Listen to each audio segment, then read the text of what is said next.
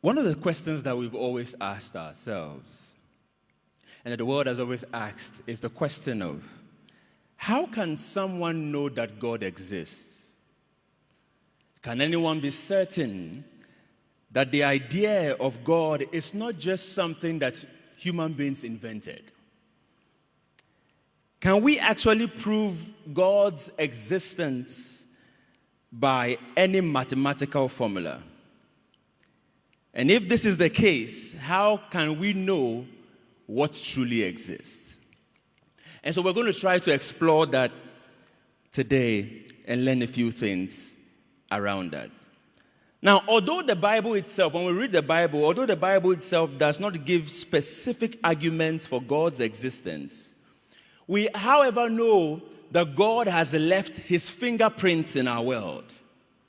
And there are a number of arguments that have shown us that God has left his fingerprints in our world. And so, as I build my case, as we try to understand God's existence, I'm going to first of all provide 4 classic aspects or arguments about God's existence. The first one is what we call the teleological argument.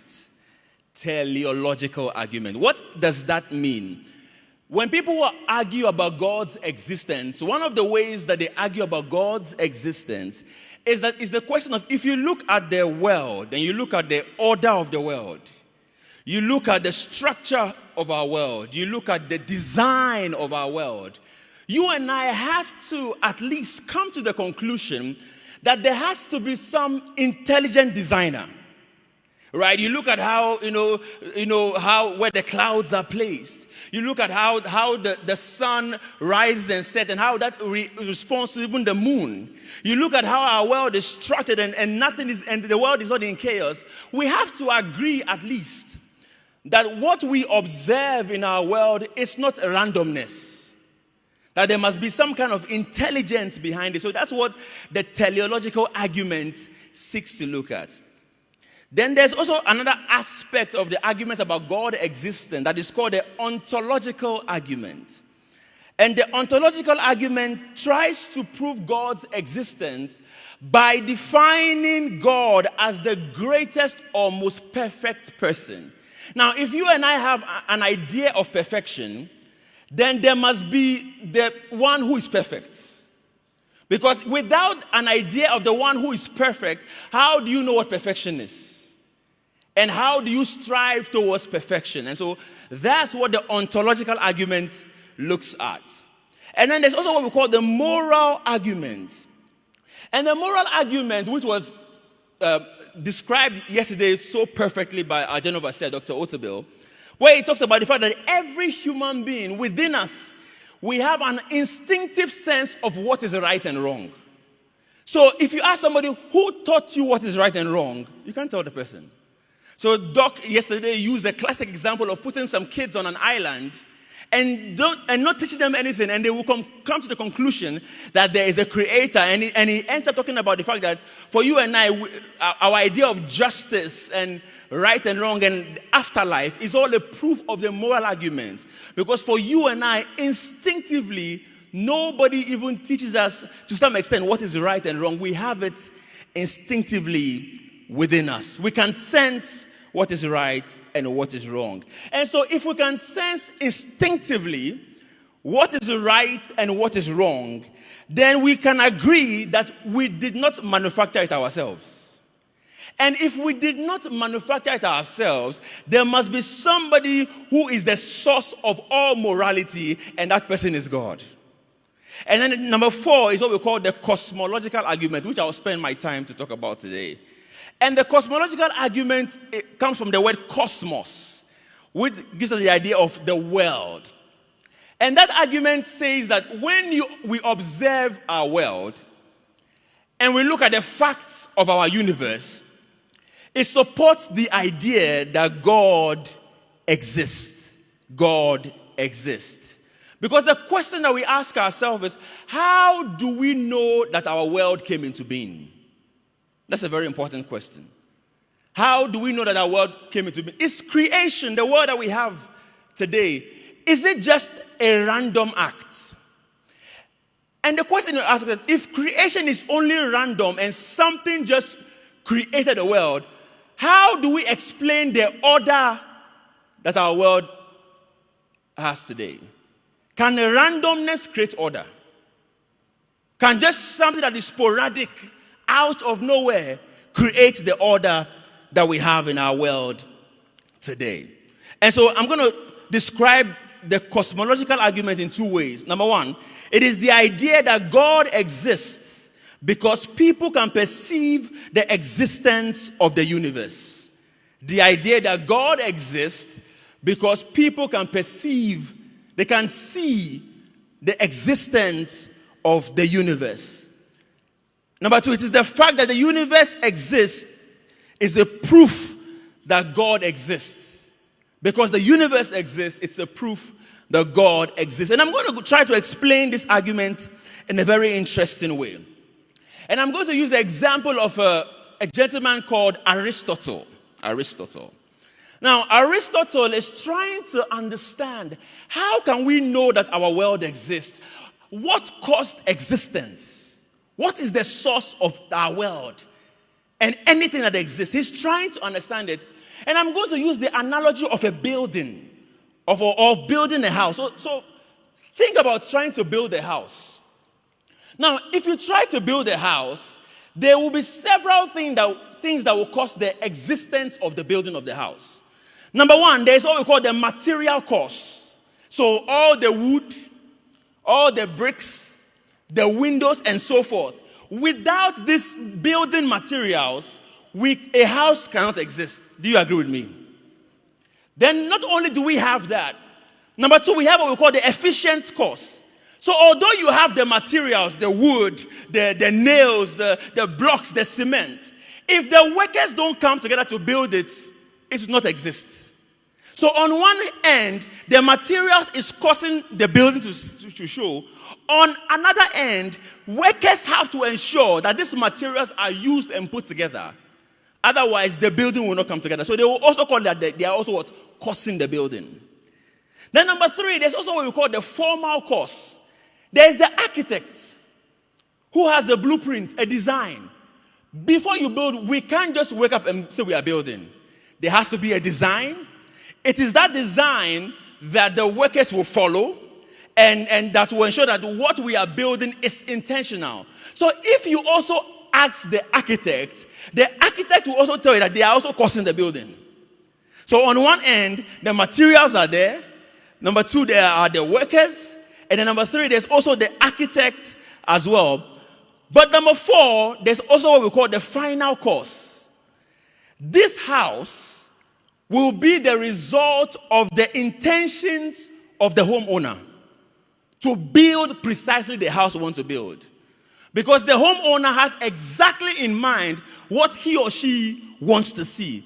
Without the intention of the homeowner, nothing will even start in the first place. So Aristotle therefore then begins to argue and says that when you see our world, somebody will say, oh, it's a big bang that caused the world. Scientists will claim that. Another person say, oh, our world is caused because, maybe, somebody was, human beings planted some seeds and, trees grew and plantation grew and vegetation grew. So it is the farmer or the human beings who caused the world to look like what it looked like. Aristotle said that all these people may have these ideas, but there is a final cause, because without God's intention, our world does not even exist in the first place. So he's trying to understand that everybody can claim that they caused the world to exist. But there is one who's without his intention, our world will not exist as well. And so the argument therefore here is that because our world is so connected that there has to be an on-course cause. Who triggers the first cause for us to have the world that we have today? There has to be an on-course cause. If everything that exists in our world has a beginning, there has to be one who has no beginning to start a beginning. Because without him, there will be no beginning in the first place. And for that one to exist, that one must not have a beginning. Because if he has a beginning, then he was caused. And if he was caused, then who caused him? So at some point, for you and I, we have to agree that there has to be one who caused the world, but is not caused. The self-existing one. The one who has no beginning and no end.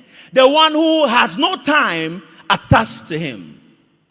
And so if you look at Aristotle's argument, he's saying, if I have to summarize his argument, that we observe things to exist in what he calls causally connected sequences.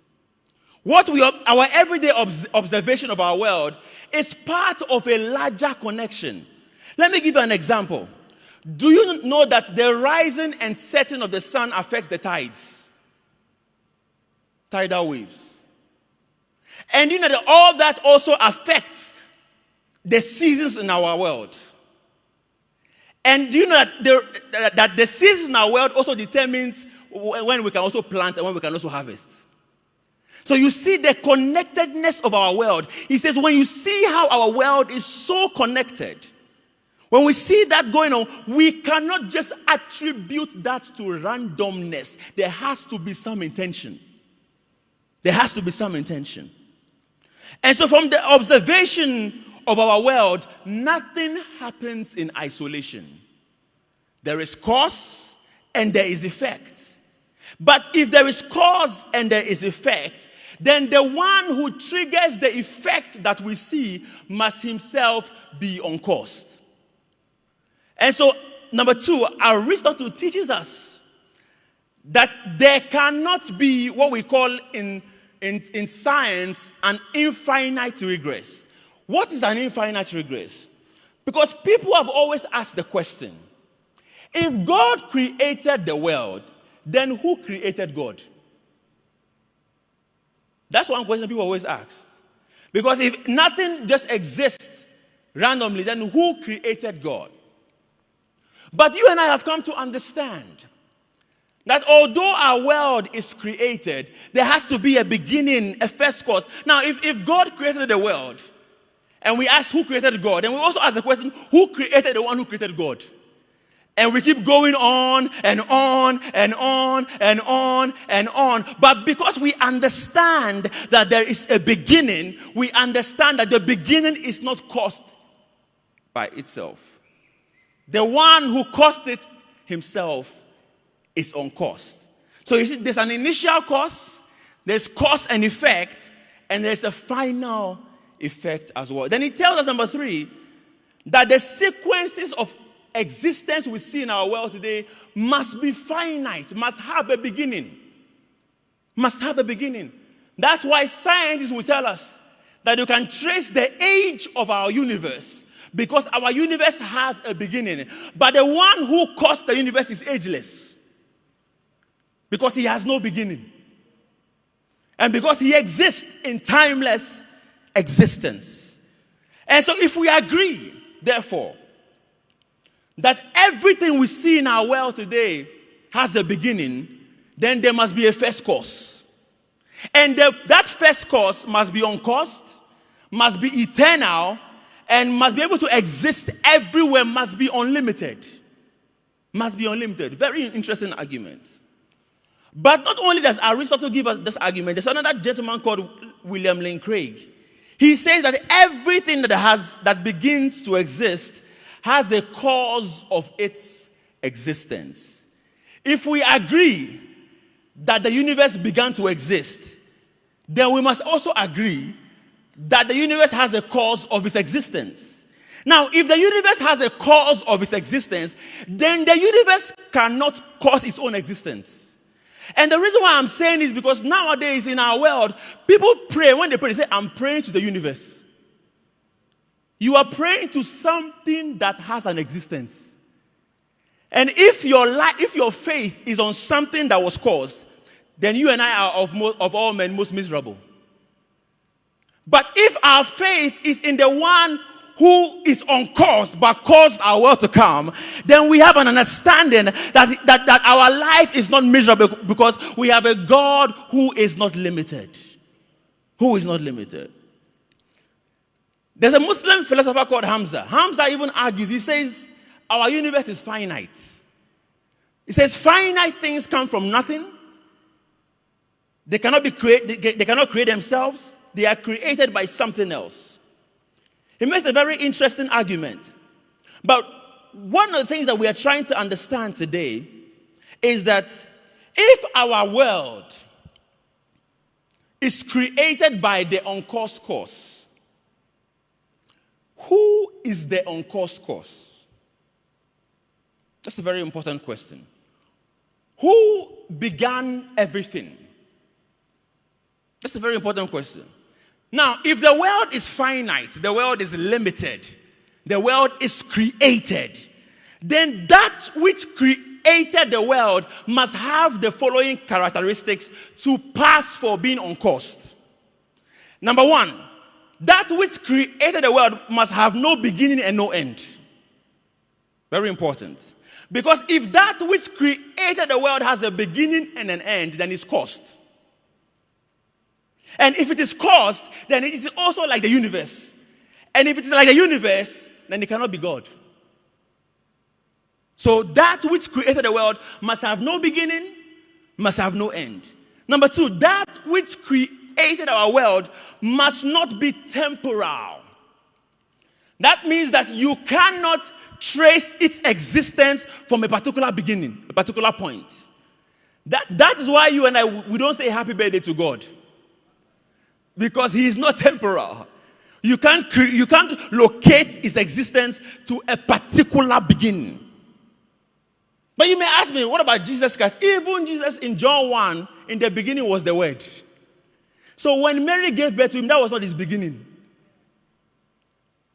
That was his earthly ministry. That was not his beginning. In the beginning was the Word. It's not temporal. Number three, the uncaused cause is not dependent. God does not depend on us for love.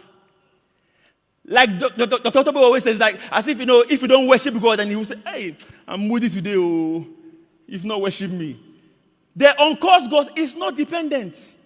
He is God all by himself. Whether you believe or you don't believe, he is God. Whether you acknowledge or not, he is God. That is why God doesn't fight people when they are questioning his existence.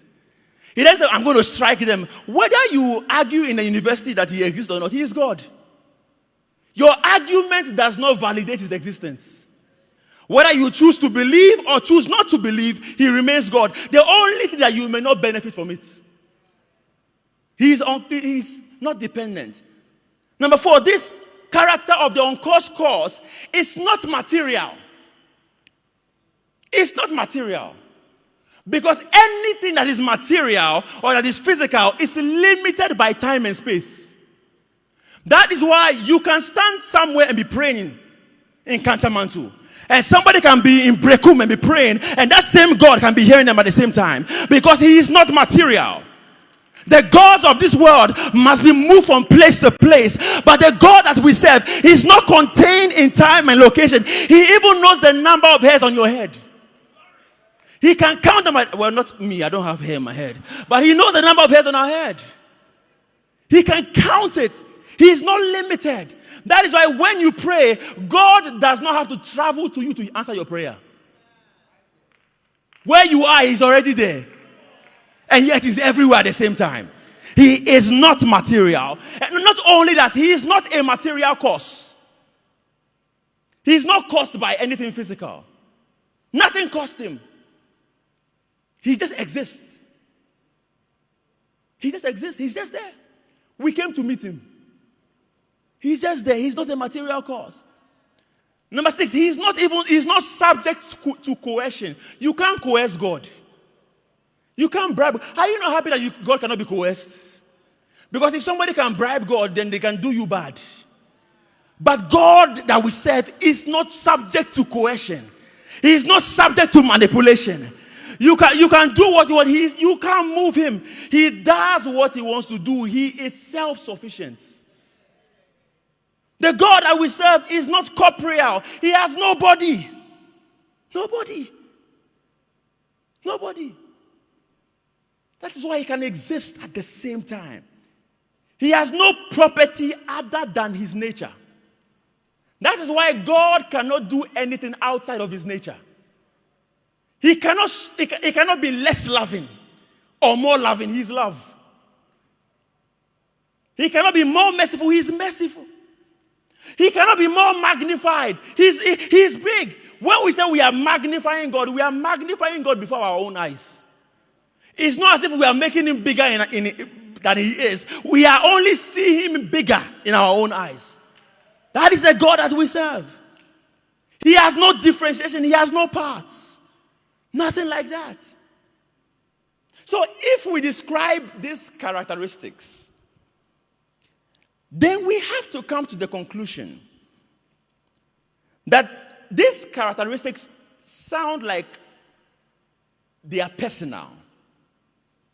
And if they are personal, we have to at least agree that this uncursed course we are talking about must be the God of the Bible. The God of the Bible. And the scriptures have even given us some clues about it. If you look at the Jewish scriptures, for example, you look at the book of Psalms, Psalm 19. It says, the heavens declare the glory of God. What you see in the heavens is a declaration of God's glory. The skies are telling you what he has done. They proclaim his handiworks. It says, day after day, they pour forth speech. Night after night, they reveal knowledge. They have no speech. They use no words. No sound is heard from them. Yet their voice goes out into all the earth. Their words to the ends of the world. In the heavens, God has pitched a tent for the sun. Look at what he says, for example. In Job 38, verse 1 to 8. 1 to 18, I will not read it all, but very interesting statement. Look at what Job says. I like what he says. He says, then the Lord spoke to Job out of the storm. He said, who is this that obscures my plans with words without knowledge? Brace yourself like a man. I will question you and you will answer me. Where were you when I laid the foundations of the earth? Tell me if you understand. Who marked off its dimensions? Surely you know. Who stretched a measuring line across it? On what were its footings set? Or who laid its cornerstone? Who laid its foundation? God is asking Job a question because Job is questioning God. He's going through a difficult time. And he's saying, God, do you love me? And God says, when I built the world, where were you? Where were you? If I can do all this, why do you think your suffering can stop me from intervening? He says, where were you? When the Bible even says something like, go out and look at the birds of the air. They don't even toil, but they eat. Once in a while, go out and look at them. You will understand the magnificence of this God that we serve. Even Paul reminds us in Romans chapter 1, verse 19. Paul says that since what may be known about God is plain to them, because God has made it plain to them.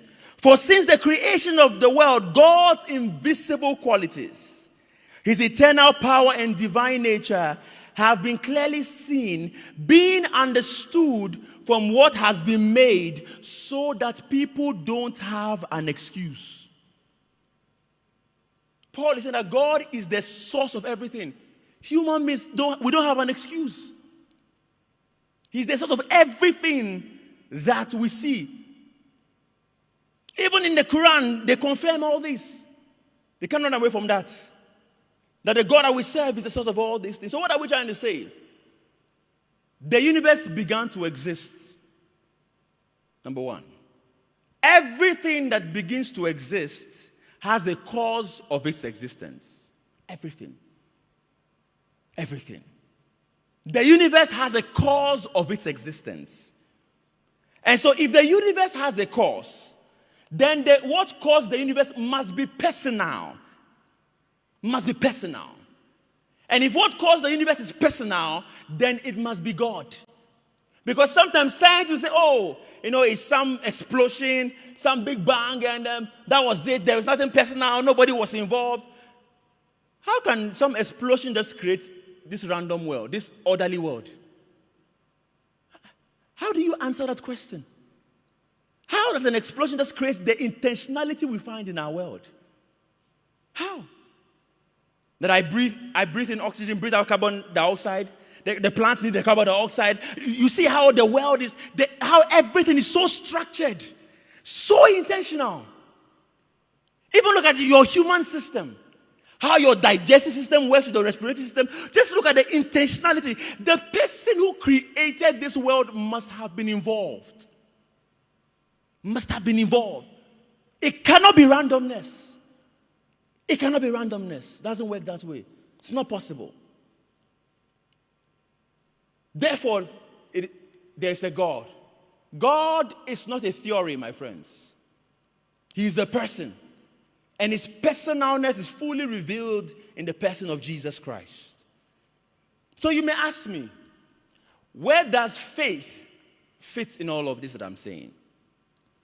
It's not belief in God a matter of personal faith and not a matter of knowledge. Why do we need knowledge? Does human reasoning remove faith, for example? Does not God himself demand that we approach him trusting and believing, not questioning and reasoning? That is true. And there is bound to be much in life that does not even make sense to us if God is really in charge. But faith, my friends, must be based on solid footing for it to make sense. Just like you cannot place your trust on a stranger until you have met their character, their strength, their weaknesses. God also is giving us evidences of his reality. Evidences. And God is telling you and I, if I created the heavens, the earth, the galaxies, the world spinning on its axis, that if the earth was to move 1 foot close to the sun, it will melt. If it moves 1 foot away from the sun, it will freeze. God says, if I can do all that, what can't I do for you? What can't I do in your life? He says, if I can do, God says, I'm showing you these evidences because if I can do all these things, if I'm so intentional, you are not out of my hands.